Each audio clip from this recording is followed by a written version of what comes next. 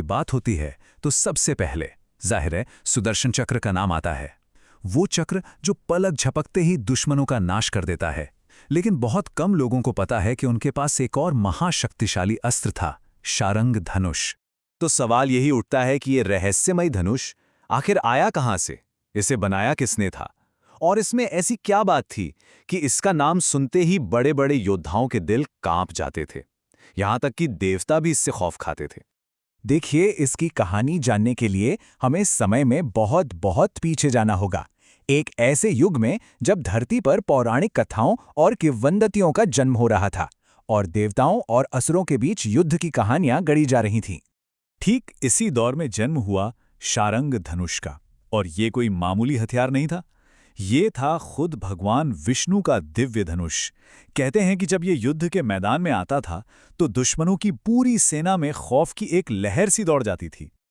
अब सवाल ये है कि इसे बनाया क्यों गया। वजह बहुत दिलचस्प है। उस समय देवताओं और असुरों के बीच लड़ाई बढ़ती ही जा रही थी। हर युद्ध पहले से ज्यादा भयानक होता जा रहा था। देवताओं को यह महसूस हुआ कि धर्म की रक्षा के लिए अब उन्हें ऐसे अस्त्रों की जरूरत है जो असुरों की बढ़ती ताकत को रोक सकें। और यहीं पर एंट्री होती है देवताओं के दिव्य निर्माता विश्वकर्मा की। देवताओं के कहने पर उन्होंने पहाड़ों की गहराइयों और नदियों के किनारों से दिव्य धातुएं इकट्ठा कीं और सबसे शक्तिशाली अस्त्र बनाने शुरू किए। पर उनका सबसे बड़ा, सबसे महान निर्माण अभी बाकी था। विश्वकर्मा ये बात अच्छी तरह जानते थे कि वो जो धनुष बना रहे हैं वो हर किसी के लिए नहीं है। उन्होंने इसे खास तौर पर भगवान विष्णु के लिए बनाया था, जो दुनिया के रक्षक हैं, धर्म के रखवाले हैं। ये धनुष सिर्फ उन्हीं के हाथों में अपनी असली ताकत दिखा सकता था। तो शारंग के बनने के ठीक बाद उसकी पहली और सबसे बड़ी परीक्षा का समय आ गया। असुरों की एक बहुत बड़ी सेना स्वर्ग पर हमला करने के लिए पूरी तरह तैयार थी। जरा उस नजारे को सोचकर देखिए। एक तरफ हजारों असुर योद्धा, रथ, हाथी और पैदल सैनिक जिनका बस एक ही मकसद था, स्वर्ग पर कब्जा करना। और दूसरी तरफ अकेले भगवान विष्णु और उनका एक दिव्य धनुष शारंग, जो धर्म की रक्षा के लिए खड़े थे। और फिर युद्ध शुरू हुआ। असुरों की सेना ने हमला बोल दिया। आसमान तीरों से भर गया। तभी भगवान विष्णु अपने वाहन गरुड़ पर सवार होकर युद्ध के मैदान में उतरे। उन्होंने बड़ी शांति से शारंग को उठाया, उस पर तीर चढ़ाया और उसे छोड़ दिया। और उसका असर अविश्वसनीय। उस एक बाण ने असुरों की पूरी पहली लाइन को तहस नहस कर दिया। रथ पलट गए, सैनिक गिर पड़े और उनकी विशाल सेना में खलबली मच गई। उन्हें उसी पल समझ आ गया कि ये कोई साधारण धनुष नहीं है। ये देखकर असुर सेनापति गुस्से से भर गया और उसने सीधे विष्णु को चुनौती दी। विष्णु ने एक और बाण चढ़ाया और पूरी सटीकता से उसे छोड़ दिया।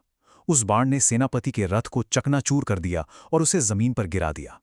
अपने सेनापति को गिरा हुआ देखकर पूरी असुर सेना का साहस टूट गया और वो भाग खड़े हुए। ये थी शारंग की पहली महान विजय। पर शारंग की कहानी यहीं खत्म नहीं होती। युग बीतते गए और जब विष्णु ने पृथ्वी पर कृष्ण के रूप में अवतार लिया तो ये दिव्य धनुष एक बार फिर प्रकट हुआ। इस नए युग में खतरा बनकर आया नरकासुर, एक बहुत ताकतवर और घमंडी राजा जिसकी विशाल सेना ने कई राज्यों को जीत लिया था। जब उसका जुल्म हद से ज्यादा बढ़ गया, तब भगवान कृष्ण धर्म की स्थापना के लिए आगे आए। एक बार फिर युद्ध का मैदान तैयार था। एक तरफ नरकासुर की विशाल सेना और दूसरी तरफ कृष्ण अपने रथ पर खड़े थे और उनके हाथों में वही दिव्य धनुष शारंग था। जैसे ही नरकासुर की सेना ने हमला किया, कृष्ण ने शारंग उठा लिया। कृष्ण के हाथों में शारंग की गति इतनी तेज थी कि नरकासुर के बड़े से बड़े योद्धा भी टिक नहीं सके। एक के बाद एक बाणों ने नरकासुर की सेना को तोड़ दिया और आखिर में कृष्ण के एक अंतिम और सटीक बाण ने उस अत्याचारी राजा को भी पराजित कर दिया। एक बार फिर धर्म की जीत हुई। तो इन कहानियों से एक बात तो साफ है, शारंग सिर्फ लड़ाई जीतने का एक हथियार नहीं था। इन जीतों ने उसे एक बहुत गहरे प्रतीक के रूप में स्थापित कर दिया। देखिए, शारंग को समझना यहाँ बहुत जरूरी है। जहां सुदर्शन चक्र तेजी और फौरन न्याय का प्रतीक है, वहीं शारंग सब्र, सटीकता और काबू में रखी गई शक्ति को दिखाता है। ये एक योद्धा की तरह युद्ध के मैदान में धैर्य के साथ डटा रहता है। असल में शारंग सिर्फ शक्ति का ही नहीं, बल्कि नियंत्रण का भी प्रतीक है।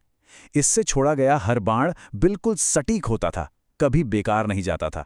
ये उस दृढ़ संकल्प का प्रतीक है जो अन्याय के खिलाफ उठ खड़ा होता है।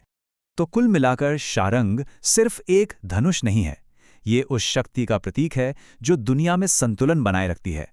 ये इस बात का संकेत है कि चाहे अन्याय कितना भी बड़ा क्यों ना हो, धर्म की रक्षा के लिए शक्ति हमेशा मौजूद रहती है। और ये कहानी हमें एक गहरे सवाल के साथ छोड़ जाती है। पुरानी कथाएं कहती हैं कि जब भी अन्याय बढ़ेगा, कोई शारंग उठाएगा। तो सवाल ये है कि आज की दुनिया में उस ताकत का प्रतीक बनने का क्या मतलब है